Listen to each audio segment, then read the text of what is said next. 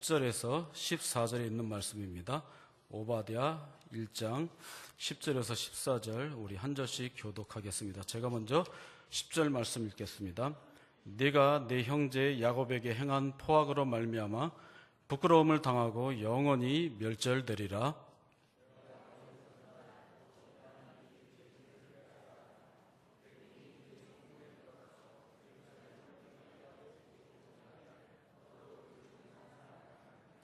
내가 형제의 날 곧 그 재앙의 날에 방관할 것이 아니며 유다 자손이 패망하는 날에 기뻐할 것이 아니며 그 고난의 날에 내가 입을 크게 벌릴 것이 아니며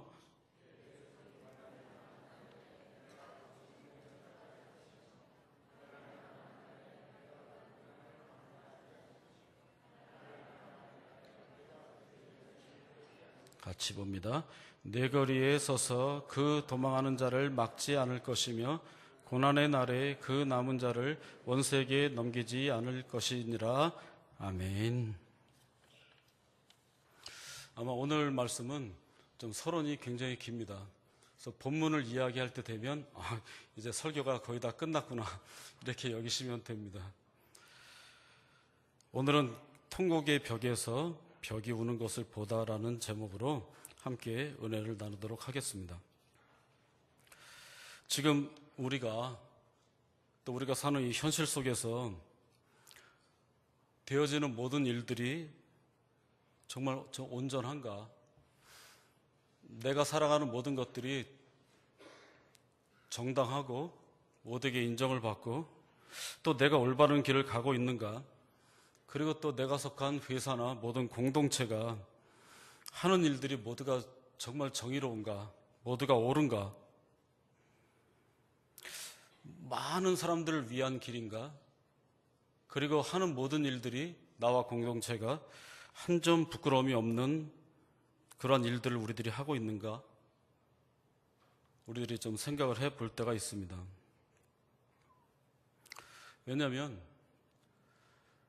그러한 의식과 그러한 고민을 별로 안 하고 살 때가 굉장히 많습니다. 근데 그것을 우리는 때로는 시키지 않아도 의식을 할 때가 있습니다. 왜냐하면 그 어떤 날, 그날, 하나님의 날, 또 내 생을, 또 내 삶을 좌우하고 또 마무리되는 그 결정적인 그날, 그날이 곧 온다 그러면은 누가 이야기하지 않아도 나의 삶과 공동체의 올바른 것을 한번 판단하게 될 것입니다. 특별히 주님의 날, 주의 날, 주님의 날이 갑자기 다가와서 내일 온다면 정말 두렵지 않은가? 하나님의 날이 당장 임한다면 우리는 어떻게 대답할 것인가? 좀 두렵죠. 그런데 분명하게 그 날은, 하나님의 날은 분명히 옵니다. 그런데 그런 고민하지 않고 살아가는 사람들은 그날이 온다는 것을 별로 인식하지 않기 때문에, 그날이 아직 멀다고 생각하기 때문에 어떤 면에서 삶에 대해서 진실하지 못하고 대충 또 하나님을 믿고 살아가는 그러한 사람들이 굉장히 많습니다. 그런데 그날은 옵니다. 근데 그때 올 때 놀라는 사람들은 정말 그날이 그렇게 빨리 올 줄 몰랐다 하는 사람들이 놀라는 거죠. 그런데 분명히 좋은 날이든 나쁜 날이든 주님의 날은 곧 옵니다. 여러분들 인생도 오래 사신 분들은 다 알지 않습니까? 어떤 결정적인 그날은 여러분들에게도 많이 다가왔습니다. 다가왔고 많이 지나갔습니다. 남자분들 같은 경우에 다 군대를 갔다 오시지 않습니까? 이제 군대 가는 날짜가 정해집니다. 근데 그날 좀 안 왔으면 좋겠는데 굉장히 빨리 옵니다. 군대 가는 날이 정해지면은 좀 시간이 천천히 가면 좋겠는데 굉장히 빨리 옵니다. 군대에 처음에 입대를 합니다. 군대 입대하면은 처음에 생각하는 것이 뭐죠? 남자분들 뭘 계산해 보죠? 제대하는 날, 이등병 때 딱 되면은 제대하는 고참들이 있습니다. 제대하면은 제대하기 하루 전이나 뭐 이렇게 모아서 같이 그 회식을 합니다. 이등병 때 제대하는 고참들 바라보면은 우리는 아직 날이 많기 때문에 그날이 온다는 것이 상상이 되지 않습니다. 그래서 모든 회식거리를 다 차려주고 이등병 때 저랑 제 동기들이 그냥 보일러실에 가가지고 한탄하는 거죠. 아, 우리는 언제 제대하지? 뭐 그날이 온다는 생각이 한 2년 3개월이 온다는 생각이 안 듭니다. 그런데 그날이 오죠. 제대한 지도 한 30년 됩니다. 그런데 그때는 그날이 온다는 생각을 하질 않죠. 일제시대 때도 어떤 사람은 해방이 제때 왔다 하는 사람이 있지만 해방이 너무 빨리 왔다는 사람들도 있습니다. 어떤 사람들은 일본에게 해방이 된다는 것을 상상하지 못했던 사람들이 굉장히 많습니다. 친일 인사들이라든지 거기에 동조했던 지식인들이라든지 예술인들, 문학가, 소설가들, 이 사람들이 미리 알았으면 그렇게 하지 않았을 겁니다. 그날이 온다는 생각을 했으면 거기에 동역하지 않았을 겁니다. 우리나라의 많은 우리나라를 팔았던 대신들 중에 송병준이라든지 이완용이라는 이런 사람들, 처음부터 나쁜 사람들은 분명히 아니었을 겁니다. 그런데 그 사람들은 자기들이 하는 일이 구국의 길이라고 확실히 생각을 했습니다. 그 사람들의 말이나 글을 보면 나라를 위한 길이라고 그 사람들은 생각을 했습니다. 왜 그랬죠? 그날이 온다는 것을 아예 부정하고 여기 일본 일제시대에 맞게 그냥 이제는 계속 간다 생각을 했기 때문에 그런 행동을 했습니다. 2차 대전 때 히틀러를 동조했던 독일인들도 마찬가지입니다. 그 철학자로 유명했던 하이데거 같은 경우도 히틀러에게 엄청나게 동조했던 그런 사람입니다. 대부분의 교회 목사들도, 개신교 목사들도 히틀러에게 충성을 하고 히틀러에게 힘을 보태줬습니다. 2차 대전 되기 전에 1차 대전이 끝났을 때 독일이 패전을 했죠. 그래가지고 배상금을 물어주려고 엄청난 배상금을 물어냈습니다. 그런데 돈이 없기 때문에 다른 나라인데 돈을 대출을 받아가지고 배상금을 냈습니다. 그런데 갚을 능력이 없기 때문에 한동안 인플레이션이 굉장히 높게 올라가고 그리고 실업률이 한 30% 올라가고 엄청나게 경제적으로 힘들었습니다. 그런데 히틀러가 집권을 하자마자 3년 만에 실업률이 30%에서 3년 만에 0%가 됐어요. 그리고 4년 만에 경제가 완전히 회복이 되었어요. 그러니까 독일 국민들이 볼 때는 히틀러는 나라의 영웅입니다.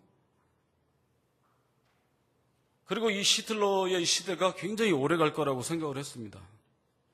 근데 전쟁을 했죠. 전쟁을 했는데 또 졌습니다.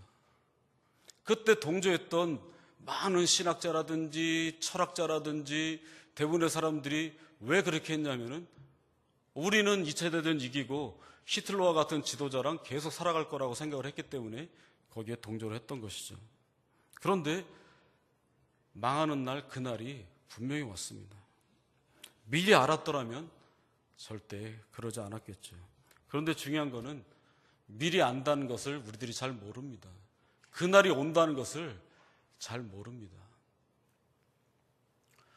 만약에 주님께서 한 달에 오신다 그러면은 전 세계에 있는 사람들이 절대 지금같이 살지 않을 겁니다. 모든 술집들은 다 문을 닫고요. 모든 나이트클럽은 문을 다 닫고요. 마약 파는 사람들 다 회개하고 하나님 앞에 돌아올 것이고요.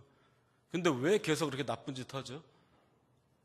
그날이 온다는 생각을 하지 않기 때문입니다. 또 분명히 언제 오는데 좀 늦게 오기를 원합니다. 알지만 그날이 늦게 오기를 원합니다. 그렇기 때문에 우리들이 또 대부분의 이 세상 사람들이 그렇게 살아갑니다. 예수님께서도 말씀하십니다. 비유를 통해서 이야기하면서 이사야 선지자의 말을 인용해서 이 사람들이 보기는 보아도 보지 못하고 듣기는 들어도 듣지 못한다는 거예요. 다 볼 수 있고 들을 수 있는데 보려고 하지 않고 들으려고 하지 않는다는 겁니다. 우리들도 신앙인들도 마찬가지 아닙니까?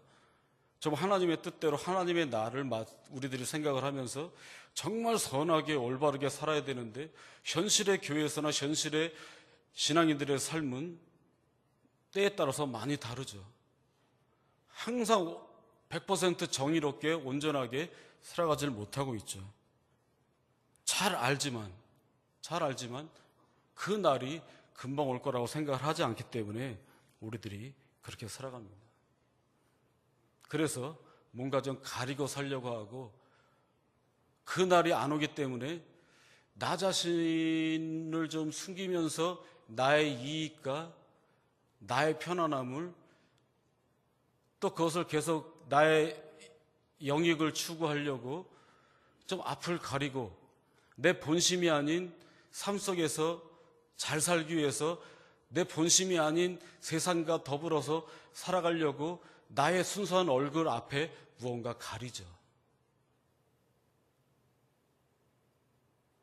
그런데 때로는 사람들이 평가할 때 정치인이라든지 이런 사람들이 많이 가리고 자기의 본심을 드러내지 않는 그 인격이 더 좋은 인격이라고 하죠. 사실은 그게 아닌데 자꾸 가리면 가릴수록 그 날을 생각하지 않고 현실 속에서 만족하면서 살려고 하는 겁니다. 그런데 많은 사람들은 그렇지 않으려고 노력을 하죠. 좀 이 가린 것을, 나의 이 순수한 것을, 나뿐만이 아니라 모든 사람들이 그냥 가리지 말고 순수하게 하나님의 날이 곧 오고 또 나의 마지막 날도 곧 오고 온전히 살아야 되기 때문에 순수한 그대로 가리지 않고 그냥 살면 좋겠는데 그렇게 살면은 항상 뒤통수 맞고 항상 잃고 손해보고 제대로 살지 못하기 때문에 자꾸 앞을 가립니다. 자꾸 위장을 하는 거죠. 먹고 살기 위해서, 현실에 적응하기 위해서 자꾸 그렇게 하는 거죠. 우리나라의 그 가수 중에 저는 처음에 들을 때 좀 깜짝 놀랐어요. 그 장사익이라는 분이 있는데, 그 목소리가 좀 서양 발성도 아니고 한국 발성인데 창도 가능하고 민요도 가능하고 서양 음악도 가능한데 발성이 다른데 나이가 들수록 한국적인 발성이 너무 좋더라고요.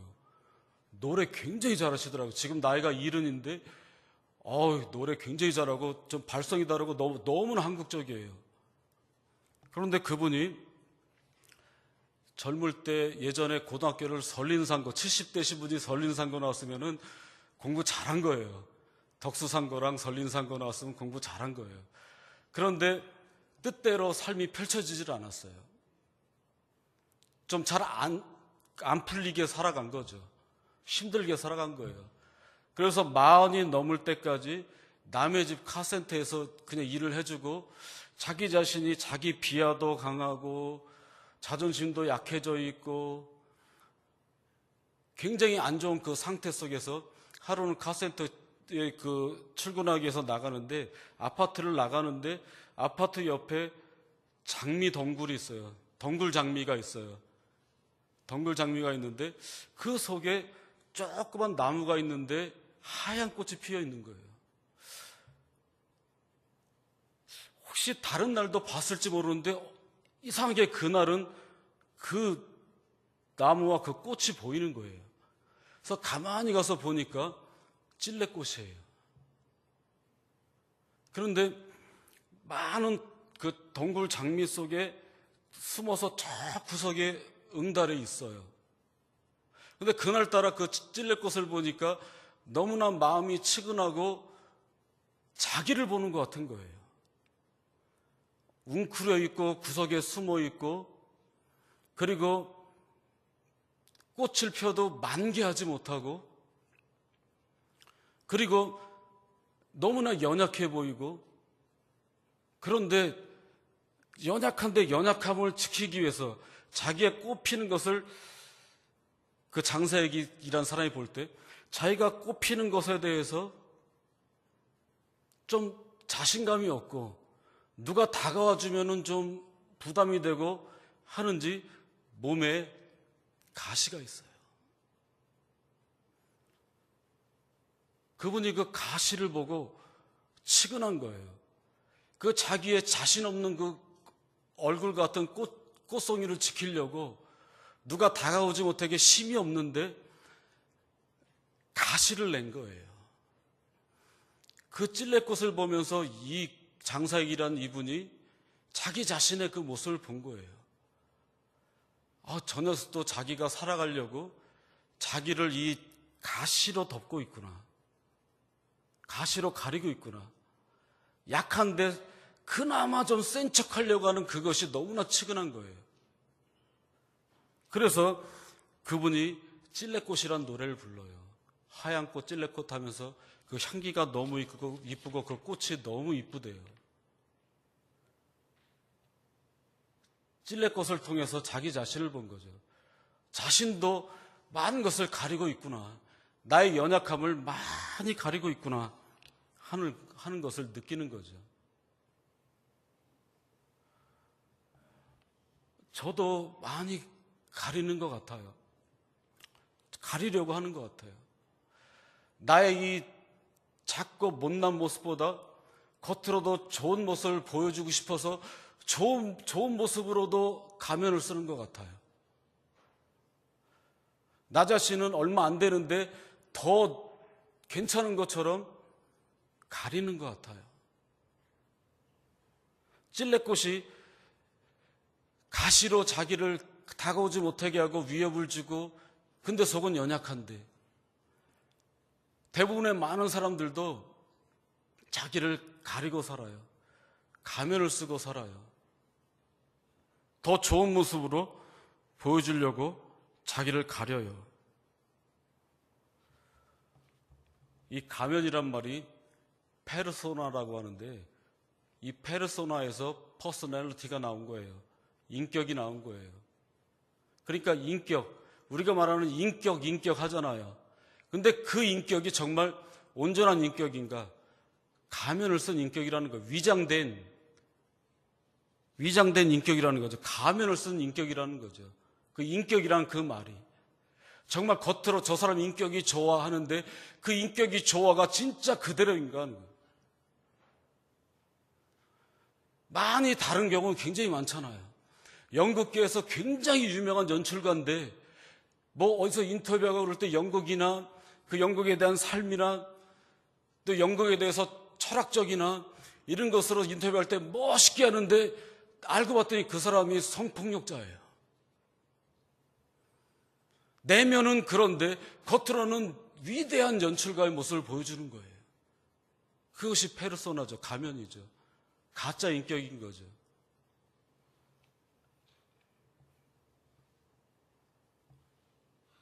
어떤 면에서 우리는 연극하는 사람 같아요. 연극의 주인공 같아요. 우리의 삶이 연극 같아요.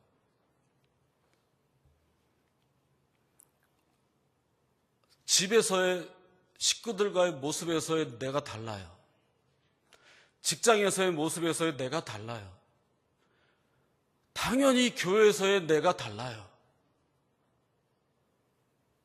여러분들 교회에서 여러분들이 보여주는 그 모습과 회사에서 여러분들의 모습이 똑같아요? 똑같아야 해요. 그런데 가면을 쓰고 있어요. 그렇게 똑같지는 않아요. 친구 앞에서의 모습과 모르는 사람의 앞에서의 나의 모습은 달라요. 가면을 쓰고 살아요. 가면 뒤에 나 자신이 숨어 있어요. 그 가면을 깨야 되는데, 그 가면을 벗어야 되는데, 이 가면은 가면 속에 가면에 가려져 있는 나는 가짜예요. 하나님 오시는 그날이 오면은 이 가면 벗지 않으면 큰일 나요. 정말 하나님 앞에 온전한 모습의 그 가면의 모습에서 그 진정한 나의 모습, 나의 그 하나님 앞에서의 신앙의 올바른 그 자아만이 하나님 앞에 내가 서야 되는데, 다른 페르소나, 다른 인격으로 나를 가려요. 그날이 오는데 가리고 있으면 안 되는 거죠. 예언자들이 하는 이야기가 그거였어요. 성전에 있는 제사장들, 그때 당시에 성전에 있는 제사장들 얼마나 멋있어 보여요. 서기관들 얼마나 성경에 대해서 해박해요. 지도자들 겉으로 볼 때 정말 지도자 자리에 올라가려면 부단히 노력해야 되고, 솔직히 나랑 여러분들이랑 나라의 지도자들하고 솔직히 다른 모습이 그 뛰어난 모습이 그들이 많잖아요. 그런데 그 훌륭하게 보이는 대제사장, 제사장들, 서기관들, 성전에서 일하는 모든 사람들, 성전에서의 그 모습과 삶이 달라요. 그러니 모든 백성들도 다 자기 이익에 맞게 살아요. 하나님과 이익이 겹치면은 이익을 선택을 해요. 결국에는 나라가 망해요. 망하고도 정신을 못 차려요. 그때 예언자들은 얘기가 쉽게 말해서 가면 좀 벗어라. 가면 좀 벗고 하나님 앞에 온전히 좀 외쳐라는 거예요. 아니면 지금 벗기지 않았어도 가면 속에서 고통 속에 좀 부르짖어라는 거죠. 가면 속에서 고통 속에서 부르짖으면서 너의 그 부르짖음으로 가면을 좀 벗어라. 예언자들이 그렇게 이야기하는 겁니다. 이스라엘 사람들이 그러한 예언자들의 외침이 많았는데 안 들었죠. 망했어요. 바벨론 포로로 많이 잡혀갔어요. 거기서 느끼는 거죠. 미리 알았다면 아주 하나님 앞에서 좀 가면 좀 벗을 걸. 세상 사람들 앞에서 좀 가면 좀 벗을 걸. 나의 순수한 그 신앙의 모습을 보인 그 모습대로 내가 좀 살아갈 걸. 내 모습, 이 모습이 진짜고 다른 위장된 모습은 없이 하나님 앞에 온전히 섬기고 선하게 살아가고 모든 사람들 진짜 사랑하고 좀 살아갈 걸. 이 사람들이 바벨론 포로 강가에서 뒤늦었지만 이제라도 이 사람들이 하나님 앞에 외치는 거예요. 어떻게 해요? 가면 속에서 고통 속에 부르짖는 거죠. 가면 속에서 고통 속에 부르짖는 거예요. 이 가면 속에서 고통으로 부르짖지 않으면 이 가면이 절대 벗겨지질 않아요. 우리 시편 137편 7절 저번에도 한번 봤는데요. 시편 137편 7절을 우리 함께 읽겠습니다. 시작. 여호와여, 예루살렘이 멸망하던 날을 기억하시고 에돔 자손을 치소서. 그들의 말이 헐어버리라 헐어버리라 그 기초까지 헐어버리라 하였나이다. 여호와의 예루살렘이 멸망하던 날을 기억하시고. 그 뭐예요? 우리들의 잘못이라는 거죠. 우리들의 잘못이에요. 깨닫는 거예요. 우리들이 좀 하나님 앞에 민낯으로 좀 나아갈 걸. 민낯으로 있는 그대의 모습으로 살고 모든 백성들과의 관계 속에서 좀 민낯으로 좀 살아갈 걸.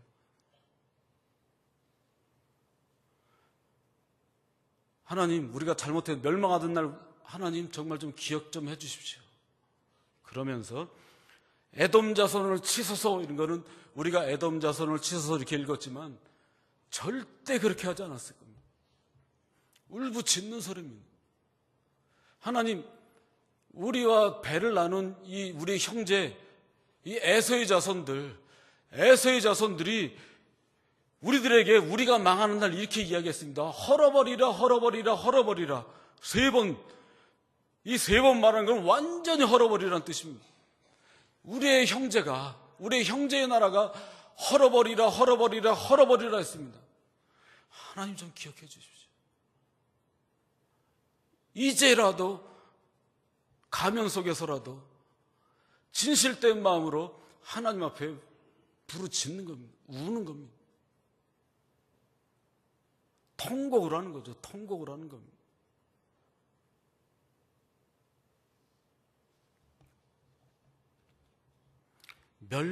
멸망하던 날, 우리의 문제는 거기 있었습니다 하는 거죠. 멸망하던 날이 올 줄 몰랐습니다. 미리 알았더라면. 그런데 멸망하는 날은 가면 속에 살아갈 때, 거짓 인격으로 살아갈 때, 개인의 그 적절한 날에, 공동체의 그 적절한 날에, 또 결국에는 예수께서 다시 오시는 그 날에, 그 날은 꼭 온다는 거죠. 그 날은 꼭 온다. 가면 속에서 하나님 앞에 외치는 겁니다.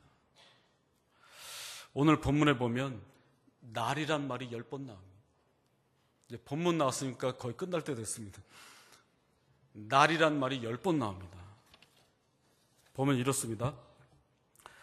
우리 10절 말씀 한번 보죠. 10절 말씀. 내가 내 형제 야곱에게 행한 포악으로 말미암아 부끄러움을 당하고 영원히 멸절되리라. 이거는 하나님께서 하시는 말이에요. 이스라엘 백성들이 통곡했어요. 지금도 이스라엘에 가면 통곡의 벽이 있죠. 통곡의 벽. 근데 그거는 망하고 나서 거기서 기도하기 시작한 거죠. 그렇죠. 원래 그 성벽은 아마 통곡하라고 있는 벽이 아니에요. 성벽, 그 예루살렘 성전이 다 무너지고 나서 남은 한 부분의 그 벽을 보고 그 벽에서 울어서 통곡의 벽이 된 거예요. 원래가 통곡하라고 있는 벽은 아니죠. 그렇죠. 그냥 벽이었죠. 그런데 망하고 나서 통곡의 벽에서 통곡하는 거예요. 통곡의 벽에서 통곡하는 거예요. 오늘날도 통곡의 벽에서 많은 사람들이 울면서 기도한다고 해요. 그런데 이 기도의 제목을 근데 통곡하는 사람은 별로 없고, 여행 간 사람들이 통곡하겠어요? 놀러 갔는데. 그래도 이제 기도 제목을 가지고 써가지고 벽 사이에다 껴놓는데요. 그럼 1년에 그 종이가 엄청 많대요. 때 되면 어느 정도 쌓였다 그러면은 청소하는 사람들이 다 이렇게 빼가지고 다 태워서 버리든지 그냥 버린대요. 근데 그 기도의 내용이 이루어지는지 이루어지지 않는지는 잘 모르죠. 하나님 마음이니까요. 그런데 거기서 가볍게 통곡을 해요. 그런데 그 나라가 망했을 때 그 무너진 벽을 보고 이 사람들이 그 통곡의 벽 앞에서 통곡을 하죠. 통곡의 벽에서 벽 앞에 통곡을 해요. 하나님 앞에 부르짖어요. 그러면 벽이 울어요. 그 기도를 듣는 벽이 울어요. 그 기도를 듣는 하나님이 울어요. 아브라함, 요시와 헤셀이라는 정말 위대한 유대인 철학자고 신학자인데, 그 사람의 쓴 책 중에 안식이라는 책도 있어요. 두껍지 않은데요. 복 있는 사람들에서 10,000원짜리 책인데 읽을만 해요. 근데 안식에 대해서 그 책을 썼는데 안식이 막 손에 잡혀요. 그분이 안식을 표현할 때 안식은 시간과 공간 안에 있는 궁전이라고 그랬어요. 이 아브라함, 요시와 헤셀이라는 사람이 그 통곡의 벽 앞에서 울 때 벽이 운다. 그런데 하나님이 운다. 이 헤셀이라는 사람이 하나님의 파토스를 이야기한 거예요. 페이소스라고 영어를 하죠. 하나님의 정념. 백성들이 고통당하고 울 때 하나님도 같이 우신다는 거예요. 통곡의 벽에서 정말 우리 잘못했습니다. 정말 주님 살려주십시오. 진정으로 할 때 벽이 울어요. 하나님이 울어요. 하나님이 울면 어떻게 되죠? 우리 함께 하세요. 우리의 기도를 들어주세요.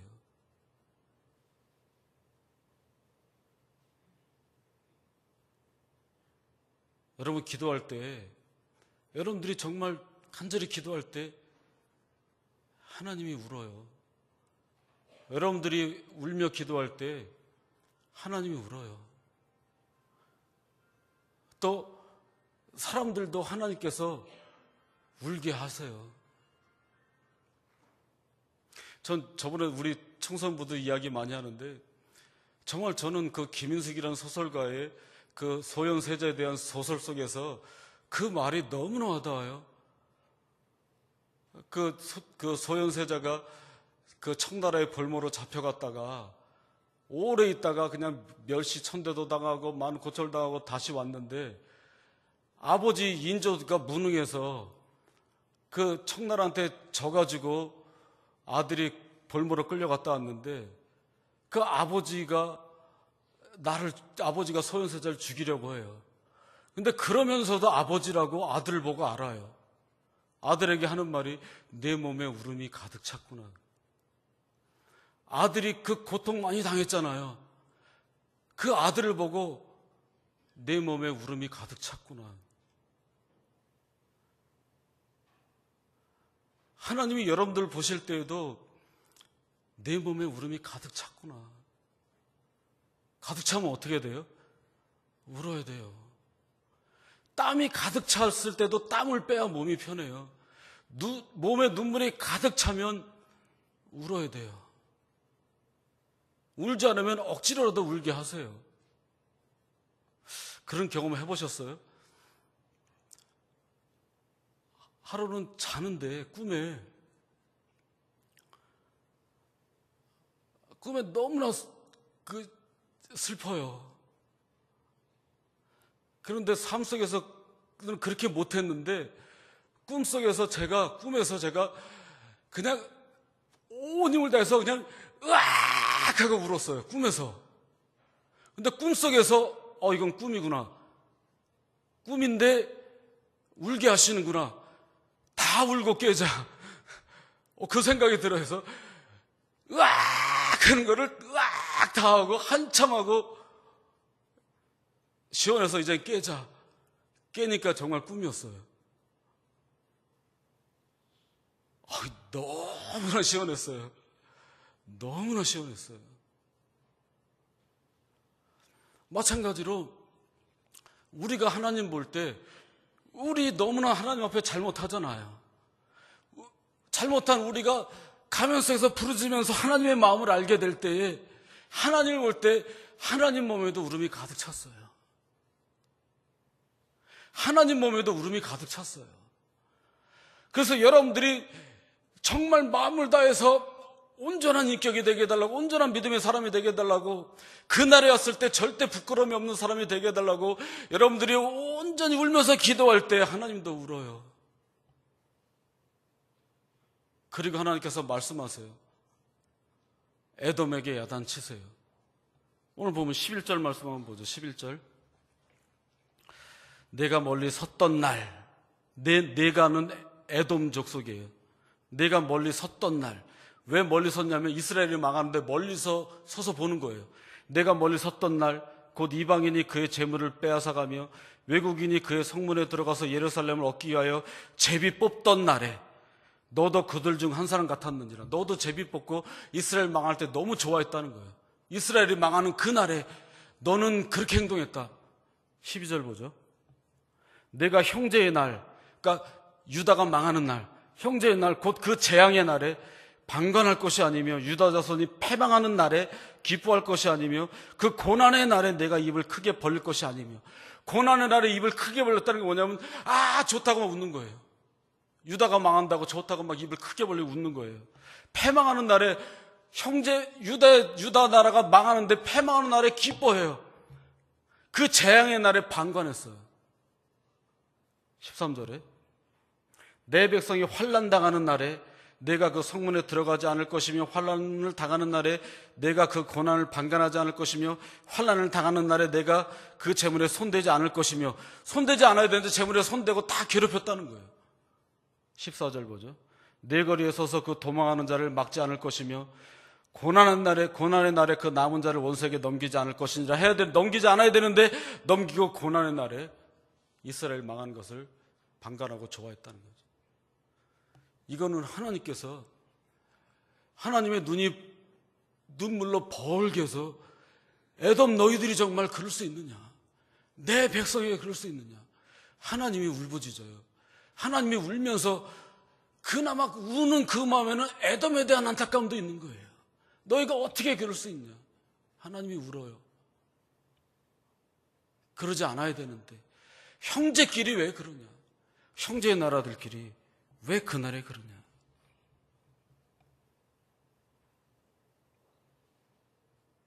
벽 앞에서 울어요. 우리 인생에 살아가는데 정말 많은 벽이 있어요. 신분의 벽 있죠. 경제적인 부의 벽도 있고요. 뭐 지역의 벽도 있고 우리가 넘어야 되지만 넘지 못할 것 같은 그 강력한 벽들이 너무 많아요. 그때 하나님께 도움 청해야 되죠. 그리고 하나님 정말 좀 가면 좀 벗겨주십시오. 가면 속에서 부르짖으세요. 그리고 온전하게 해주십시오. 부르짖어야 돼요. 벽 앞에서 울 때 벽이 울어요. 하나님께서 울어요. 하나님께서 보고 계세요. 이 이야기 하나 하고 끝낼게요. 어제 설교 준비를 딱 다 하고 나서 저희 아이가 깨서 TV를 틀었는데 EBS에서 만화영화를 하더라고요. 근데 뭐 제가 이 나이에 만화영화 보겠나요? 안 보려고 했는데 저희 둘째 아들이 이거 아빠 꼭 봐야 되는데요. 근데 좀 시작을 했어요. 한 중간 정도 좀 안 된 것 같은데 어른들이 애들 데리고 왔다가 어른들이 감동받고 가는 만화영화라고 나중에 봤더니 200만 명이 봤어요. 만화영화를. 만화영화 200만 명은 굉장히 많이 본 겁니다. 제목이 마당을 나온 암탉. 황선미라는 사람이 아세요? 모르시면 곤란해요. 이 정도 200만이 봤으면 아셔야 되고 마당을 나온 암탉인데요. 그거를 보는데 오늘 본문하고 연결이 되는 거예요. 암탉이 양계장에 있는 암탉이었어요. 근데 양계장에서 알만 낳아요. 먹여주는 거고 알만 낳아요. 근데 그 알은 생명력이 없잖아요. 그래가지고 생명력 있게 정말 살아있는 알을 품고 싶어서 탈출을 해요. 탈출을 해요. 근데 뭐 우여곡절이 많아요. 막 했는데 우연히 오리인데 청동오리 같아요. 멀리 이제 때 되면 날아갔다가 또 이제 추우면은 더운 데 갔다가 또 막 오는 그 철새 있잖아요. 청동오리 떼들이 막 가잖아요. 그거인 것 같아요. 근데 닭이 그거를 품었어요. 품었는데 그 같은 청동오리를 그 족제비가 나오는데 족제비가 물어서 얘 아버지인지 내 중간에서 잘 모르겠는데 품은 닭의 아버지인지 엄마인지 하여튼 물고 가서 그 족제비가 잡아먹었어요.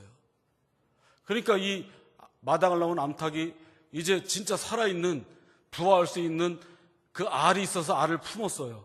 근데 당연히 자기 닮은 닭인 줄 알았는데 낳고 보니까 좀 생긴 게 달라요. 같이 나왔는데 닭은 비 맞고 물 잃으면 죽잖아요. 그런데 이 새끼는 물에서도 안 빠져요. 수영을 잘해요. 그러니까 알고 보니까 오리인 거예요. 그런데 이제 내 새끼처럼 키우고 둘이 그냥 이 오리도 이 암탉이 엄마인 줄 알고 너무나 살갑게 막 지내요. 그러다가 얘가 커가면서 정체성의 변화를 느끼는 거예요. 엄마랑 좀 다르고 저기 나랑 비슷한 녀석들이 있는데 엄마랑 달라요. 근데 걔들이 처음에 막 무시해요. 처음 오니까 막 무시해요. 그런데 얘가 나중에 열심히 노력을 해가지고 힘도 커지고 무슨 저 멀리 날아가기 전에 뭐 작은 새끼들끼리 막 경주를 해가지고 잘 날르면 이제 저기 이제 멀리 이제 자기들 새로운 서식 찾아갈 수 있는 거예요. 막 시합을 하는데 막 시합을 했는데 그 나머지 3마리가 이 한 마리를 막 괴롭히고 방해를 했는데 결국은 1등을 했어요. 그래서 이제 이 새끼도 자기의 정체성을 알고 암탉을 떠나서 이제 그 자기 무리랑 새로운 서식지로 가야 돼요. 엄마가 너무나 키우던 자식이 가니까 너무나 안타가 뒤돌아가는데 너무나 허탈해요.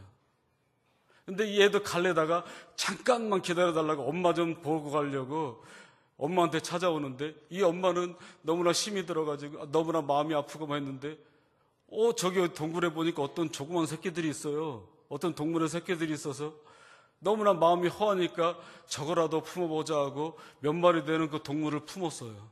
그런데 엄마를 찾아오던 그 청둥오리를 아까 다른 청둥오리를 물고 먹었던 족제비가 목을 물었어요.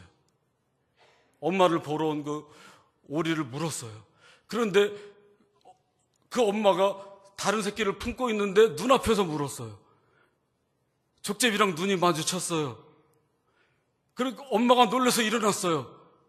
그런데 족제비가 놀래요. 왜냐하면 암탉이 자기 족제비 새끼를 품고 있었거든요. 그러니까 족제비는 이 암탉이 자기 새끼를 어떻게 할까봐 잠깐 하고 서로 하나 둘 셋 하면 놓아주게 하는 거예요. 놓아주게 하는 거예요. 하나 둘 셋 해서 놓아주고 이 청둥오리는 갔어요. 새끼는 갔어요. 엄마는 이제 호텔에서 갔어요.